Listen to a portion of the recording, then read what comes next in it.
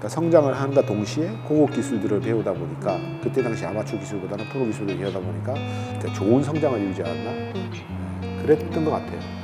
제 기억에 그게 아마 그 게임이 187개, 187개를 기억하고 있는데 9이닝이 넘어섰는데도 공 구속이 안 되더라고요. 상훈이하고 맞대결을 3번을 했는데 한 번을 못 이겼는데 지금 와서 생각을 해보니까 그게 제 스스로가 상훈이에 대한 어떤 그런 열등감?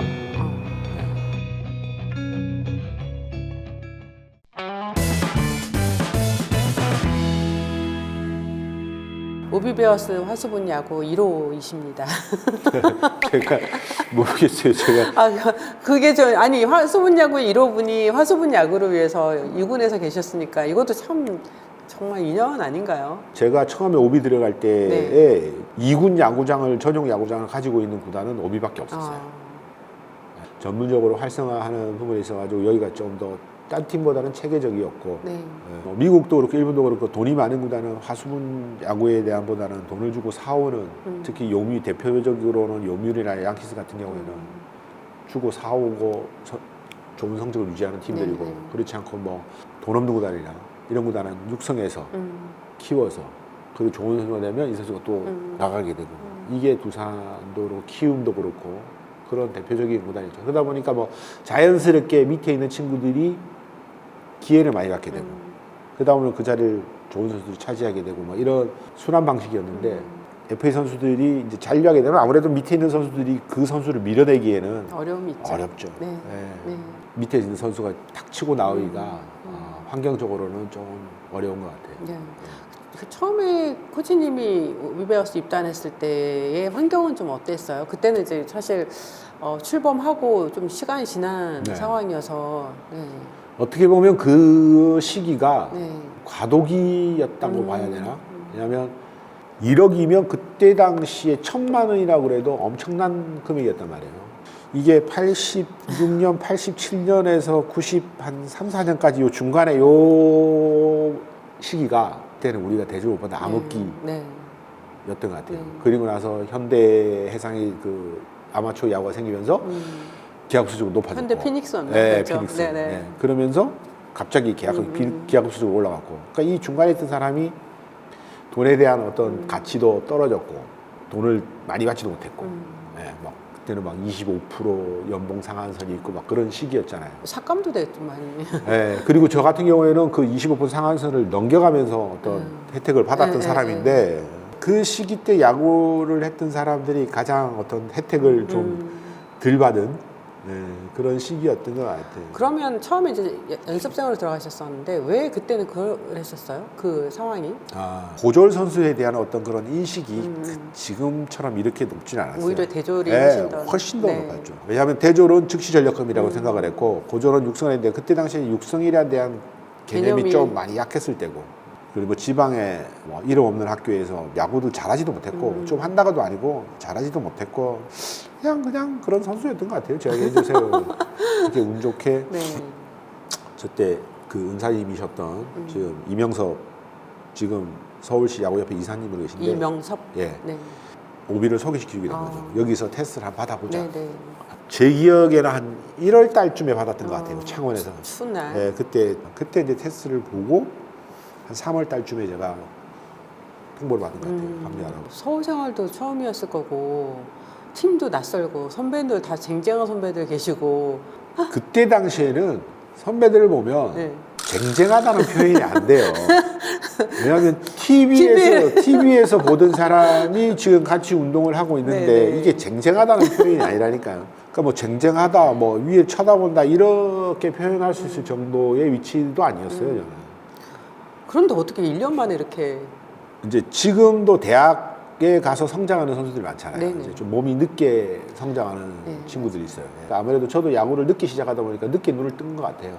성장이 되지 않은 상황에서 그러니까 성장을 하는가 동시에 고급 기술들을 배우다 보니까 그때 당시 아마추어 기술보다는 프로 기술을 배우다 보니까 그러니까 좋은 성장을 이루지 않았나? 그랬던 것 같아요. 이제 91년부터 이제 선발 한 축을 맡게 되셨고 그로부터 이제 4년 동안 11, 11, 14승 뭐 이렇게 성장하는 과정을 직접 느꼈을 때도 엄청 재밌었을 것 같아요, 야구가요. 아이 뭐 첫 기회를 잘 받았어요. 첫 기회를 잘 받아서 계속 유지하면서 그리고 또 마침 또 그때 오비가 팀 성적이 너무 안 좋았고 좋았죠. 그러다 보니까 그런 어떤 기회를 받게 되고 기회를 잘 잡은 것 같아요. 제가. 쉽게 말하면 그때는 패전 지금은 추격조지만 그렇게 좀 던지다가 한 두세 게임 던지다가 그 팀이 성적이 안 좋으니까 펑크가 나가지고 제가 이제 선발을 나가면서 이제 조금 던지기 시작했죠. 그때 처음 나가가지고 막 5이닝씩 6이닝씩 던지고 이러다 보니까 그러니까 그때는 뭐 팀이 워낙 안 좋은 상황이라 그렇게 이닝수를 던져주는 피처도 없었는데 그 이닝수를 던져주다 보니까 그게 저한테 오히려 플러스가 됐던 것 같아요. 계속 기회를 주게 됐고 뭐 이제 가장 기억하는 시즌이 1995년일 수밖에 없을 것 같아요. 정말 대단한 7승 7패 평균 자책점 2.11 13완투로 1위 8완봉으로 1위 그때 와. 제가 알기로는 아마 평균 이닝이 아마 8이닝 정도 가까이 될 거예요. 그러니까 승수는 있는데 방어율이 안 좋고 방어율은 좋은데 승수가 없고 이러면 연봉 올리는데 좀 제약이 많았잖아요. 어떻게든 승수를 올리고 싶었고 그러니까 한 점만 더 놔주면 이길 것 같은데 한 점만 더 놔주면 이길 것 같은데가 거기까지 갔던 거예요. 그러다가 보니까 완봉이고 완투고 그러니까 지금 생각해보면 욕심이었던 거죠.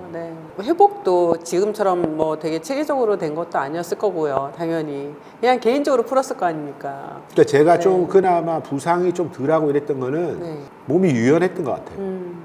부상으로 쉰 적이 있다 96년도 초반이었나요? 그때 한번 96년도 후반인데요. 후반이었나요? 92년도에 한번 건초염이 왔었어요. 후반기 때. 그리고 시즌을 마무리하긴 했는데 그러니까 그렇게 던진 적이 없잖아요. 아마추어에도 공을 던지도 프로 와서도 그렇게 하는데 2년 동안 던지다 보니까 아무래도 이제 무리가 왔죠. 그래가지고 건초염이라는 게 걸려가지고 후반기 때 끝날 때쯤 좀 고생을 했었고 그리고 뭐 93년도에는 제가 타구에 맞아가지고 금이 갔었거든요. 뼈가. 금이 갔는데도 준 플레이오프 던지고 했었어요. 그때는. 95년도 끝나고 90년도 후반기 들어가면서 조금 이제 신호가 오기 시작했고 그러니까 제 몸이 유연한데 더 좀 무리를 했던 것 같아요. 과신전이 걸렸던 것 같아요. 그래서 이제 내가 조금만 아파도 다 숨길 때였고 해봐야 기계 전기치료, 부항, 그리고 마사지 이게 다였죠. 그때 당시에는. 최다 탈삼진 기록도 얘기 안 할 수가 없는데 뭐 당연히 이제 유현진 선수는 정규 이닝 9이닝 동안에 17탈삼진을 기록했던 거고 코치님은 연장전까지 12이닝이었죠. 와 그래도 제 기억에 그게 아마 그 게임이 187개, 187개를 기억하고 있는데 9이닝이 넘어섰는데도 공 구속이 안 되더라고요. 저도 그때 일본에 가서 캠프 때 하루에 제일 많이 던진 게 300개를 넘게 던진 게 있어요. 그러면서 깨우친 부분도 있고 평균적으로 게임을 나가면 한 150개 정도는 던졌던 것 같아요. 기본으로. 우비베어스가 창단했을 때 첫 해 한국 시리즈 우승하고 두 번째 한국 시리즈 우승이 95년도에 있었던 거예요. 또 5차전이었나요? 그때 코치님 되게 잘 던지셨죠. 1차전, 4차전, 7차전이에요. 7차전 마지막 경기에 올라가셨다. 뭐 3게임 다 거의 6이닝을 던졌을 거예요.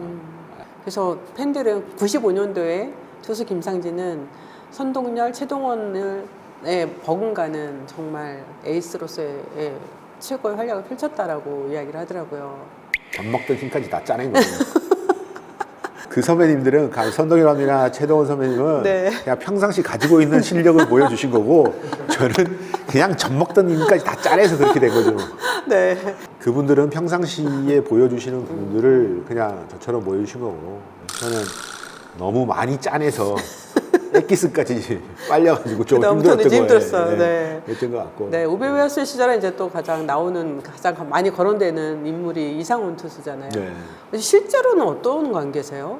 밖에 또 사회에 있는 친구들이 있어요. 그러니까 이 친구는 여기랑 친했고 저도 이 친구랑 친했고 이러다 보니까 자연스럽게 그 사석에서 만나게 돼가지고 그러면서 친하게 지냈죠. 둘 다 또 만만치 않은 성향의 소유자 아니십니까? 저는 순둥이에요. 타협이 없는 친구죠. 그렇죠. 그러니까 야구에 대해서는 그러니까 불의를 보면 못 참고 그런 성격의 친구죠. 선배로서의 어떤 앞장서야 될 때 자기가 손해 보더라도 앞장서는 그런 성품을 가지고 있는 친구예요. 혹시 이상훈 선수에 대한 약간의 열등감이 있었어요? 상훈이하고 맞대결을 3번을 했는데 네. 한 번을 못 이겼는데 지금 와서 생각을 해보니까 그게 제 스스로가 상훈이에 대한 어떤 그런 열등감. 네. 이상훈 선수는 서울고등학교 나오고 고려대학교를 나와서 LG의 엘리트 코스를 밟아. 그 좋은 대우를 받고 왔고 저는 어떻게 보면 우리 쉽게 말하면 개천에서 용이 난 거고 네. 그러다 보니까 항상 그 비교가 되잖아요. 근데 이런 비교가 아니고 항상 이상훈과 김상진의 LG와 두산에 대한 어떤 이런 게 비교를 되다 보니까 무조건 이겨야 된다라는 어떤 그런 그러니까 또 승부욕도 강했지만은 마운드에서 좀 컨트롤할 수 있는 마인드를 컨트롤하면서 게임을 운영하는 이런 부분들이 필요했는데 그런 부분들이 제가 좀 부족했던 것 같아요. 네. 네. 이전에 저한테 그 말씀 했던 거 기억나요.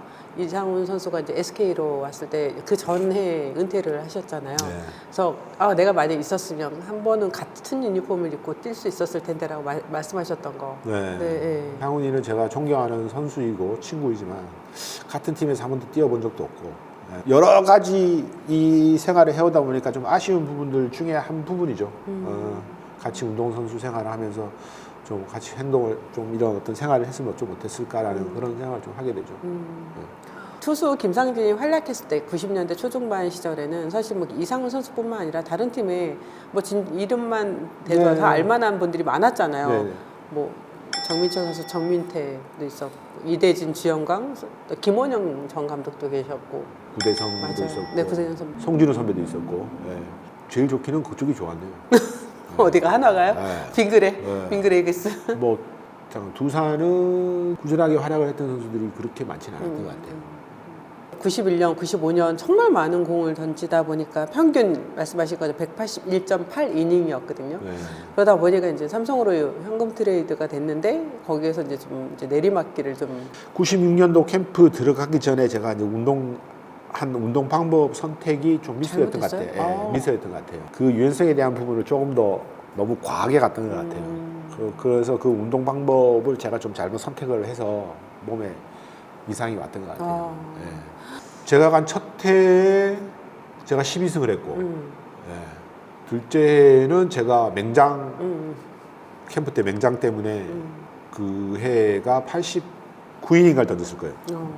그래서 12승 중간에서 이리저리 하면 12승을 했던 것 같고 아무래도 좀 뭐 제가 이따가 타 지역에 가게 되거나 다른 부류에 끼게 되면 낯설잖아요. 그쵸. 낯설고 이제 뭐 김태한 투수이죠. 태한이 형이 있었고 참 그 전부터 친하게 지내서 좀 잘 갈 수 있게끔 잘 했었어요. 그 김태환 코치랑은 또 인연이 있잖아요. 아니 그것도 뭐 아시면 뭐 좋은 에피소드니까 네. 시간이 지금 지나서 뭐 웃으면서 얘기할 수 있는 거죠. 네, SK에서. 네, 같이 SK 있다가 태한이 형은 먼저 통보를 받았고 위로주를 그래서 이제 태국 가가지고 이제 위로주를 사고 있는데 이제 통보를 받았고 저도 너도 잘려. 형 나도 위로해줘야 돼. 그래서 뭐 그때는 좀 많이 슬프죠. 사실 잘리는 통보를 받는다는 게 좋은 일은 아니니까요. 그러니까 이게 슬프다 하는 이런 어떤 그런 게 아닌 것 같았어요. 처음으로 그런 통보를 받았으니까 처음에는 멍해져요. 처음에는 멍해지다가 이제는 어떻게 해야 되지? 그러니까 경험하지 못한 걸 경험하니까 어떻게 해야 되지? 뭘 해야 되나? 하는 생각이 좀 지배하고 시간이 들어요. 그래서 정리가 좀 되면 운동을 계속 해야 될지 말아야 될지에 대한 어떤 생각을 하는 것 같아요. 그러더니 삼성으로 가셨잖아요. 김하서 감독 계실 때. 네. 그때는 물론 이제 1년은 해설하시다가 다시 또 현장으로 돌아가셨는데 해설은 저는 사실 기억이 안 나요.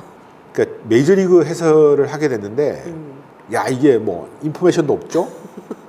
그러니까 이게 선수 그때 당시에 메이저리그를 보는 시기이기도 아니고 그냥 가끔씩 한 번씩 보는 거지만 이 선수에 대한 이름이라든지 기록이라든지 이런 거 보는 게 아니라 야 이 선수 투구 폼이 좋다 막 이렇다 이런 거 이게 매치가 안 되죠. 네. 그랬었는데 그래서 이제 준비를 하는데 집에서 인터넷을 켜놓고 보면 있잖아요.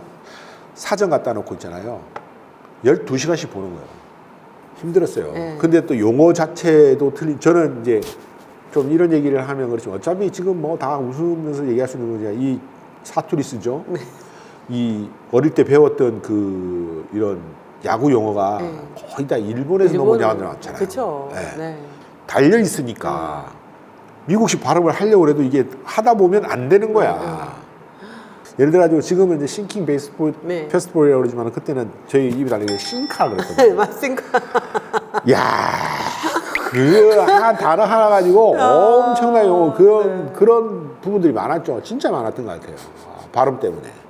전에도 제가 이 질문을 드렸는데 코치님은 항상 감독에 대해서는 나는 그 자리는 아니라고 얘기를 하셨던 것 같거든요. 왜 그렇게 말씀하시는 거예요? 그러니까 지금까지 안 된 거면 그런 거죠. 프로야구 코치가 됐는데 누구든지 그런 자리를 꿈꾸고 싶지 않겠습니까? 꿈꾸지 않겠어요? 근데 젊어졌어요. 어느 순간에. 네. 근데 저한테까지 그런 기회가 안 왔다는 거는 제가 그만한 그릇이 아닌 거죠. 저는 그렇게 생각을 해요. 네, 네.